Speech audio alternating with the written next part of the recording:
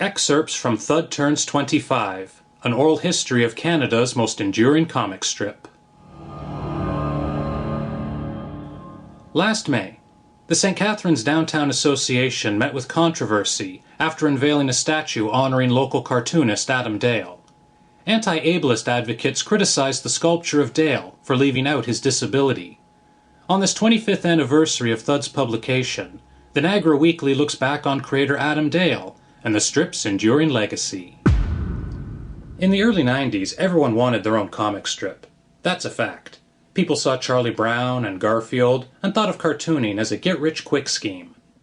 Some people were very secretive, worried someone might steal their great comic strip idea.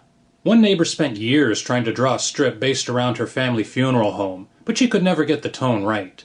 Too much family circus, not enough Addams Family.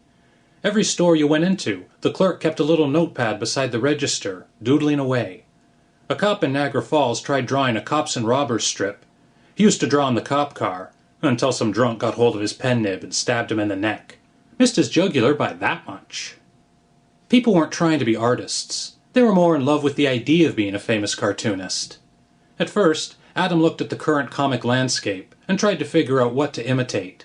He saw strips about kids, strips about family, animals, the army. Finally, I told him he needed to look inward and create something original. I'll never forget seeing my father on The Late Show with David Letterman. Hard to believe, but back then, a newspaper cartoonist could be enough of a celebrity to be invited on television. Johnny Carson used to have Gary Trudeau and Kathy Geiswhite on all the time. Dave only had Adam on once. The other guest, I think it was Margot Kidder. Dad said a few things about the sexes she didn't like, and she wound up dumping a glass of water over his head.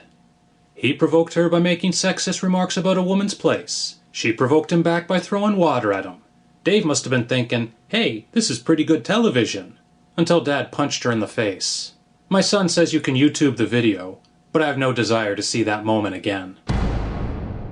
Fellow cartoonists still revere Dale, both for his artistic contributions to the medium and his dedication to preserving the integrity of the strip. Adam wouldn't bring THUD to the world of animation. He felt once you made the characters move and actors speak in their voice, the intimate collaboration between the reader and the cartoonist was broken. THUD lives inside the head of each individual reader. We decide what Mrs. Trigger sounds like, or how Admiral Sack dances. To deprive the reader of their own vision was a betrayal. Adam always said, I don't want to make the same mistake Schultz did. Editor's note. In 2009, character style sheets for a THUD animated series sold for $3,500 on eBay. Signed by Dale, these authenticated strips showed the cartoon was further along in production than originally thought, and make fans hold out hope test footage might one day emerge. If he had so much integrity, why did he make Honolulu Boohoo sell cigarettes? Editor's note. The character appeared in a long-running series of cigarette commercials overseas. I was furious. He justified selling cigarettes to children by saying, they only run in Japan. Didn't he have a responsibility to kids all over the world? He responded with, what's the big deal? Kids will smoke anyway. The nice thing about dying in a car crash is everyone naturally assumes it was an accident. First thing they ask is, did the brakes fail? Did a drunk driver hit him? But when you go over Niagara Falls, first thing everyone asks is, suicide? I can't even respond to that. Although I can't imagine the comical pratfall necessary for him to fall over the guardrails into the water, I find it even more difficult to come up with a reason as to why he'd decide to kill himself after so many years. After the funeral, I was lying in bed and right out of the blue, I figured out what Dad would have used as the vault combination to protect the strips. It was 3 in the morning and I didn't even get dressed. I just stepped into my slippers, threw on a house coat, and rushed outside. I drove 2 hours to the falls, got the key from the deadlock, let myself into the office. My hands were shaking. I had to see if I was right. But when I got inside his office, the safe wasn't there. Just 4 scuff marks on the floor. The place looked like it had been ransacked. His desk was gone, the framed artwork, not just artwork by him, but like group of 7 paintings he'd had hanging up, were all gone.